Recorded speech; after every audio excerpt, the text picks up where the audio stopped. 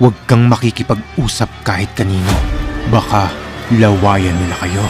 Story time.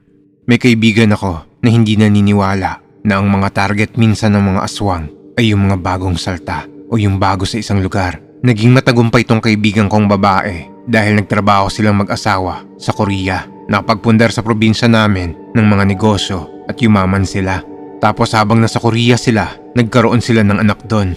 Hanggang naging okay naman na yung negosyo nila at naisipan na nilang mag for good dito sa Pilipinas. Kaso ang gusto ng asawa niyang lalaki, doon sila manirahan sa probinsya niya sa may Bacolod.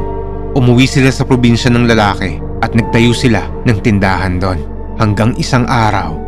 Oh pare, kamusta? Ngayon lang nakauwi tong batang to rito ah.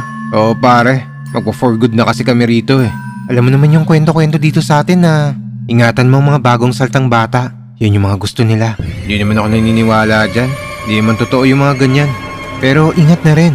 Hindi mo alam. Basta tandaan mo lang yung sabi-sabi nila. Huwag tatanggap ng pagkain sa hindi nyo kakilala. Oo na, kasi may laway nila yon tapos manghihina ka.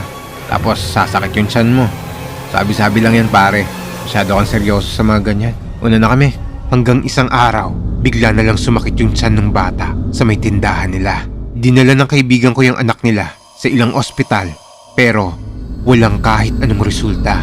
Hanggang nagpalipat-lipat sila ng ospital at gumastos ng napakalaki hanggang maubos na lang nila ang naipundar nilang mga negosyo. At wala pa ring resulta sa ospital kung saan dinala yung bata. Sumasakit pa rin yung tiyan ng anak nila.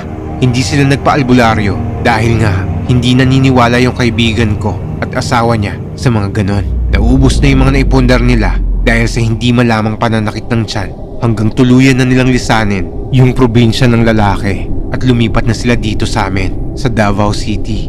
Naging okay naman na yung bata ngayon, pero nung sinubukan nilang tanungin yung bata kung paano nagsimulang sumakit yung tiyan niya, ang sabi ng bata, habang naglalaro siya mag-isa sa may tindahan nila, may lumapit daw na matandang babae at kinausap raw siya nito at may parang pinahid daw sa kanya at dito na raw nagsimulang sumakit ang tiyan niya.